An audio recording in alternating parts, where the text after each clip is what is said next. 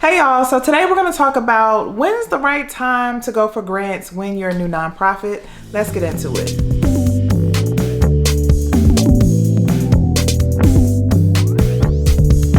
Hey y'all, this is Tiffany with Boss on a Budget. I help new and small nonprofits get up and running. If you need help with your nonprofit, you should be subscribed to this channel because I drop videos every single week, all right? And so I wanted to talk about grants today because this is a topic that a lot of new nonprofit founders have questions about and also misconceptions about. So I just wanted to answer the question, when is the best time to go after grants, right?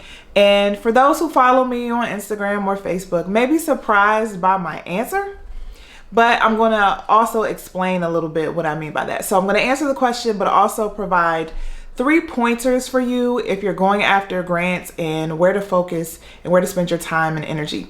If you need help understanding like the basics of grant writing, or you need to know like the basic components of a grant proposal, I have a video on that. I'm linking that above, and I'm also putting it in the description box below. So I'm going to get right into it. This doesn't have to be a long video. When is the best time to go after grants? My answer is right away. Right after you get your 501c3 status, you're eligible for grants, right? Typically, if you don't have your 501c3 status, you can't really apply for grant funding. You do have more flexibility in terms of raising money, but most grant funders only give grant money to 501c3 organizations, right? So you may be surprised by my answer because a lot of times I don't tell new nonprofit founders to go after grants. I usually tell new nonprofit founders to focus on building up their donor base and all of that. But I actually have a video where I broke down the 3 main ways to make money as a new nonprofit that I recommend you focus on. And grants is actually part of that. Now, as I go more into this video, I just want to share 3 pointers because I know a lot of people are interested by grants and a lot of people want to learn more about it. So I'm going to just share my perspective. If you're brand new, you just got your status and you want to start going after grants, here are 3 things to consider. Number 1, grants should be a part of a larger strategy. So when you're starting out and you're trying to raise money to do your programming, if you have the mindset that all I need is that one magic grant and we'll be good, that's the wrong mindset to have. And the reason why is because one grant is just that, one grant. So after that grant is over, you either have to try to get it again, or your program may be expanding and you have to think about other ways to make more money or make more flexible money, because grant money often has restrictions on it and you can only spend it on certain things, right? So if you're only looking at grants as a way to fund your nonprofit, you're really pigeonholing yourself. I don't even know if that's a word, y'all, but you're really putting yourself in a box and saying, I'll only be able to do this associated with this type of work or this type of thing. So when you're looking at grants, it should be a part of a larger fundraising strategy. I recommend people have like a fundraising plan. Sometimes it's called a development plan, where you're looking at the money you need to raise, the type of activities that you need to cover, and then lining up the fundraising strategies that best work for your unique qualities, for your strengths and your assets. Now, I broke this down in a fundraising masterclass. I'm linking it below for questions you can ask yourself when you're trying to decide like which strategy you should go for and what makes the most sense. But you should always be thinking about other ways like getting donors. You should be doing peer-to-peer fundraising strategies. I'm linking a video above that talks about that. You should be thinking about fee-for-service or earned income strategies. What are ways you can earn the income, which gives you the most flexible money of all? Now, I actually have a freebie for you. It's 50 earned income ideas. If you're trying to think of ways to make money beyond just grants and getting donations, make sure you check that out. It's literally 50 ideas and I'm linking it below. It's completely free. So first thing, what I want you to remember, and make sure you're writing this down, is that grants is a part of a larger strategy. It should never be the only way you seek to make money for your nonprofit.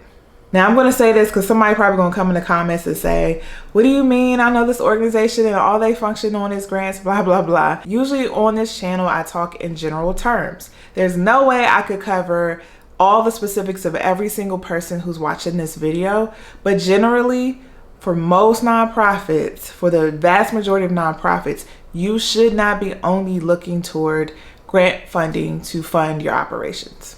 So the second point is to build momentum, and you can do that in two ways. First of all, by staying consistent, and second of all, by starting with the smaller, more attainable grants and then building up to more substantial grants. So what I mean by being consistent is you'll be way more successful if you're writing 5 grants a month versus 5 grants a year, right? So if you're just randomly finding grant applications or requests for proposals and you're just writing them as you find them, you'll probably be less successful as compared to having an actual strategy where you're always looking for opportunities and you've decided we're going to go after these grants in this particular time period. We're going to have one person who's responsible for that and we're going to consistently apply.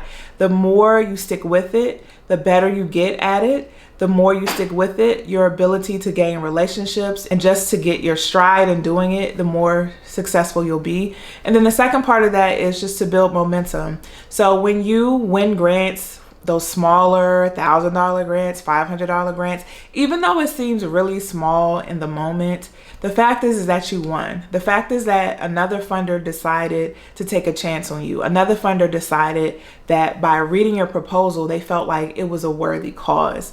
And see, when other funders see that other organizations are supporting you, it's actually a good thing. Some people think it's a negative thing because they feel like, well, the funder sees that someone else is funding them, they're not going to want to fund us. Actually, it's the reverse.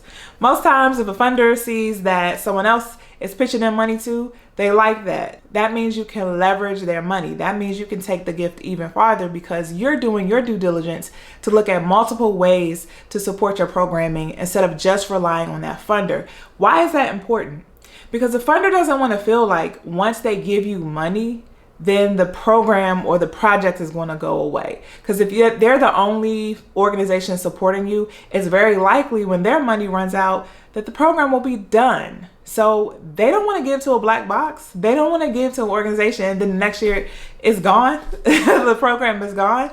They want the assurance that it's a program that's going to stick around. And if you can leverage other funding and show that you're looking for other funding and winning, it's a really good thing. It's a really good sign for a funder. So I hope that makes sense. And as always, if you have questions, you can put them in the comments as well. And then the third pointer I want to give you is if you're trying to build that momentum and if you're trying to win grants, but you're still super new and you feel like, I don't think that we can win. We don't have, the financial statements. We don't have the longevity that a lot of funders are looking for. Here's one tip that a lot of pros do.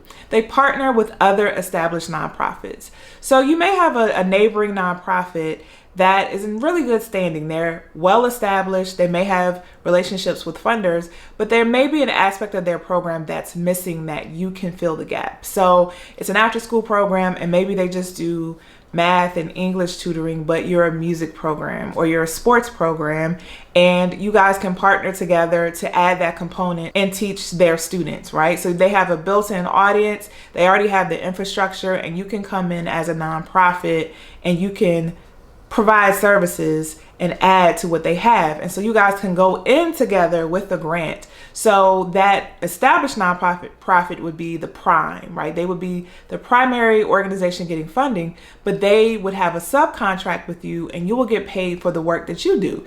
You still are a part of that grant. You still won too. And that's another way to build your momentum by tacking on to other nonprofits who have more probability of winning.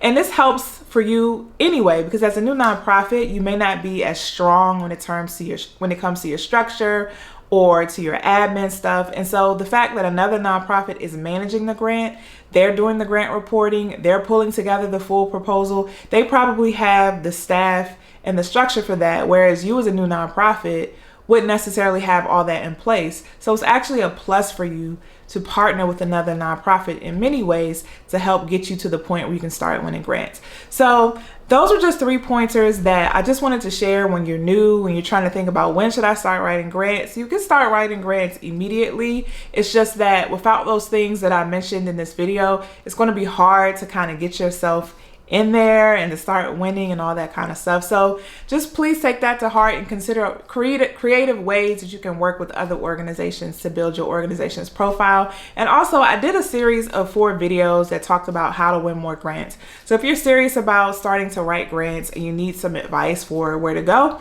I'm linking that series in the description box below. All right. So if you need help with your nonprofit, you can always visit me at www.bossonabudget.com, and I'll see you in the next video.